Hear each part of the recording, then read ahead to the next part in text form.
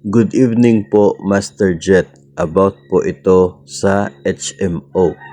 Tanong ko po, okay lang po ba na ang i-provide ko is photocopy ng ID sa HMO ko po? Okay, ito ay tanong related sa medical allowance. At ang senaryo ay itong ating sender, meron na siyang existing na HMO. Meron na siyang ID as a proof na siya ay may hinahawakan na HMO sa ngayon. So ano po yung pwedeng option? Doon po sa pag-claim ng atin pong medical allowance, pwede pong piliin ang individual availment, yung option 1 sa individual availment na payroll disbursement. Ito po ay intended para kung si personnel ay mag-avail ng bago o kaya ay mag-renew ng kanyang sariling HMO.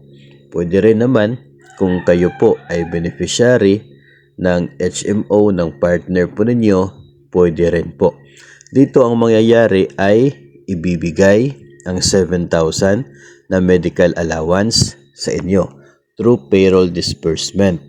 At ang condition ay dapat mag-comply itong binigyan ng 7,000 ng pag-submit sa any proof para siya ay ma-justify yung pagtanggap niya po ng 7,000.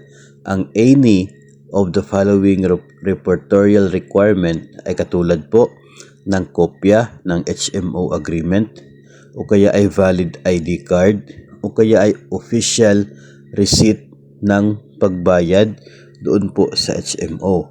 So, any of the three, pwede po na mag-justify na kayo ay talagang tama lang na binigyan ng cash dahil kayo ay nagbayad, nag-renew o kaya ay bumili ng bagong HMO. So, yun po yung condition. So, pwede po talaga na valid ID lang ninyo ang i-present sa inyo pong SDO as a proof na kayo ay mayroong sariling HMO. Pero yung pag-present po niya ay later na after po binigay sa inyo yung 7,000 na medical allowance. Tandaan, ang piliin yun pong individual availment sa sa HMO, individual availment, tapos yung option number 1 which is payroll disbursement.